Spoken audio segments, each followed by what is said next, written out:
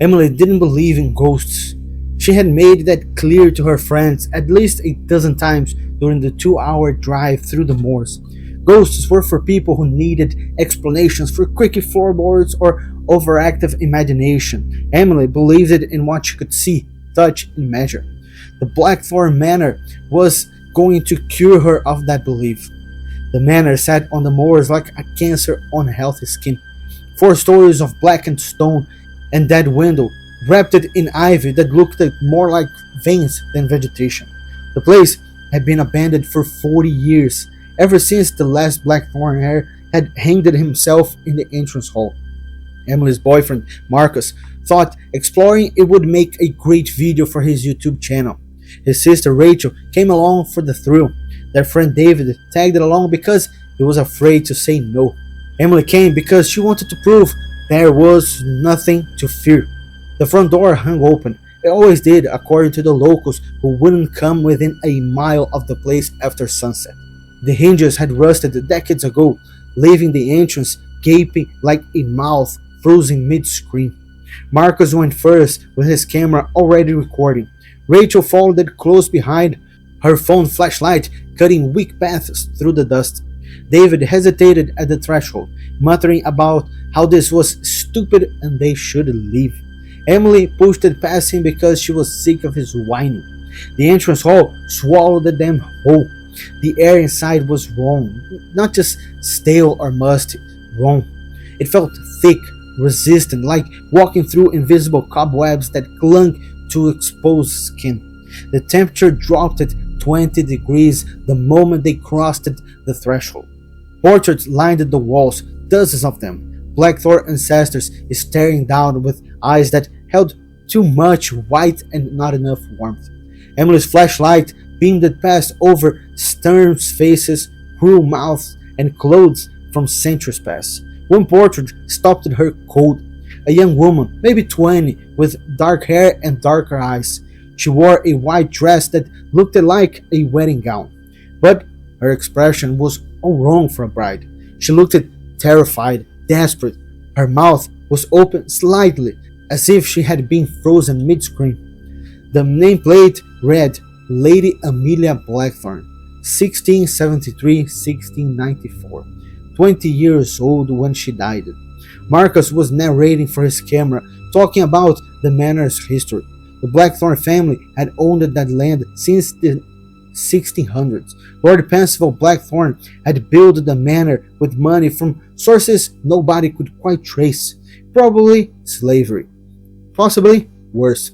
His daughter Amelia had fallen in love with a stable boy named Thomas. When Percival found out, he had beaten Thomas half to death and thrown him off the property.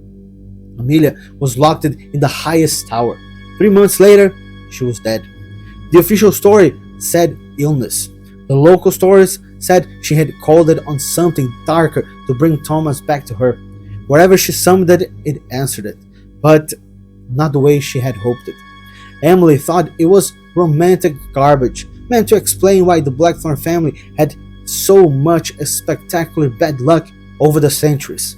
Every generation seemed to produce at least one suicide, one mysterious death, one person who went screaming mad. They explored the lower floors first. Ballrooms with collapsed ceilings, a kitchen where the cast iron stove had rusted into body art, bedrooms with furniture so rotted it crumbled at the touch. David kept saying they should go. His voice had taken on a whine that set Emily's teeth on edge. He claimed that he felt watched it, said that shadows were moving wrong. Marcus told him to stop being dramatic, but Emily felt it too. She wouldn't admit it, not even to herself, but something about the manor made her skin crawl, made the hair on her arms stand up, made her want to look over her shoulders every few seconds. The portrait gallery was on the 3rd floor. They found it by following a corridor that seemed to stretch longer than the building's exterior suggested. The walls there were in better condition. The portraits hung in neat rows. Blackthorns going back generations. Men with brutal faces, women with sad eyes, children who had died too young. The temperature dropped again. Emily's breath came out in white puffs. Marcus was filming everything, his face lit blue by the camera screen. Rachel had gone quiet. Her usual chatter dried up. David stood at the entrance, refusing to come further, muttering that it was wrong. It was all so wrong, they needed to leave. Then Emily saw the portrait. Lady Amelia's. The same one from downstairs, but larger, life-sized. The terror in her eyes seemed more pronounced here, more real. And there was something else, something Emily hadn't noticed in the entrance hall portrait. The background. Behind Amelia's shoulder, barely visible in the shadows, was another figure, a man with a misshapen face and eyes that didn't reflect light properly.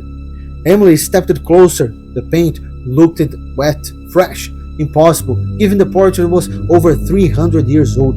She reached out without thinking, her fingers stopping an inch from the canvas. The air around the portrait felt charged, electric, wrong in a way that bypassed her rational mind and went straight to the handbrand, the part that still remembered being prey. Marcus was talking about the legend behind his camera, how Amelia had summoned something that night in the tower, how her screams had echoed through the manor for hours before falling silent, how they found her body the next morning perfectly preserved, her eyes wide open, mouth frozen in that eternal scream. How every person who had owned Blackthorn Manor since had reported seeing her, wandering the halls, standing at windows, appearing in mirrors behind them. Emily's hand dropped it to her side. That's when the clock struck midnight. Emily hadn't seen a clock, didn't know if the manor even had one that still worked, but 12 chimes rang through the gallery, deep and resonant, coming from everywhere and nowhere. The portraits changed it, not dramatically, not like in movies, just small shifts, a tilt of the head, a widening of the eyes, mouth that had been closed and now slightly open. The eyes followed them as they moved. Rachel grabbed Marcus' arm, asking if he was seeing this. Marcus' camera dipped, his professional narration forgotten. David already backing toward the stairs, saying they needed to go right now. Emily started at Amelia's portrait. The young woman's mouth had definitely changed. It was wider now, opened in a scream that showed too many teeth, and the figure in the background was closer, more defined. It had Thomas's face, or what was left of it. Skin gray as ash, eyes black as tar, mouth open wide enough to show a throat that went down and never seemed to end.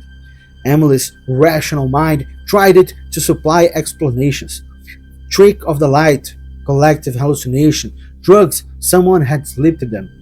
Anything but the truth pressing against her consciousness like fingers against thin glass. Then Lady Amelia moved it, not in the portrait beside them. She materialized it from nothing, from shadows and cold air and centuries of rage. The white dress was rotten now, hanging in stripes. Her face was bloated and discolored, the face of someone who had been dead for 300 years. But her eyes were alive, horribly, impossibly alive. She looked at Emily. Their eyes met, and Emily understood. The curse wasn't about forbidden love or dark magic or anything so simple. It was about loneliness, about calling out into the dark and having something answer, about getting exactly what you asked for and realizing too late that some prices are too high to pay. Amelia had wanted Thomas back. She had gotten him. Just not the Thomas she remembered it. The thing wearing his face had killed her that night in the tower, killed her slowly, and her spirit had been trapped there ever since, replaying her mistake for eternity. Now she wanted company. Emily tried to scream, but the sound caught in her throat. Lady Amelia's hand reached it out, fingers extending longer than fingers should go. Behind her, the thing with Thomas's face crawled out of the portrait, joints bending backward, mouth opening wider. Marcus dropped his camera. The clatter of plastic on wood broke the spell. Rachel screamed it, a real scream, high and desperate. David was already running, his footsteps pounding down the stairs. Emily ran. They all ran, stumbling through corridors that twisted wrong, past rooms they hadn't seen on the way in, down stairs that seemed to multiply. The manor fought them. Doors slammed shut, floors tilted, shadows reached with fingers made of nothing and everything. Behind them, laughter echoed through the halls. Not cruel laughter, sad laughter, the sound of someone who had been alone for so long they had forgotten what joy sounded like. They burst through the front door and didn't stop running until they reached the car. Marcus peeled out, gravel spraying, tires screaming. Nobody spoke during the drive home. Marcus's camera was gone, lost somewhere in the manor.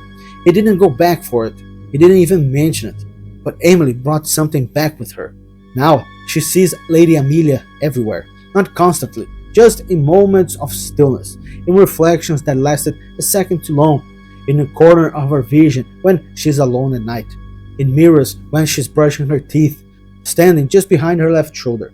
The ghost never comes closer, never speaks, just stands there, watching, waiting. Emily understands now what she didn't before. Loneliness is contagious. The curse of Blackthorn Manor isn't about punishment, it's about company. Lady Amelia spent 3 centuries alone with her mistake, with the thing she had summoned it, with her eternal regret. Now she has Emily to watch, to follow, to keep her company in the spaces between sleep and walking. Emily doesn't tell anyone about the visits. Who would believe her? She didn't believe in ghosts, not until she became someone else's haunting. And I am Leonardo MacLeod from the Clay MacLeod. And long ago, I walked between dreams and darkness, the first to map the realm where nightmares are born. And so, another nightmare ends. But before you go, subscribe to the Clay MacLeod, destroy the like button to drag these tales from the shadows, and hit the bell icon to be summoned when darkness calls again. And follow me on my social medias. And until the next evening of nightmares, and beware what lurks in the dark.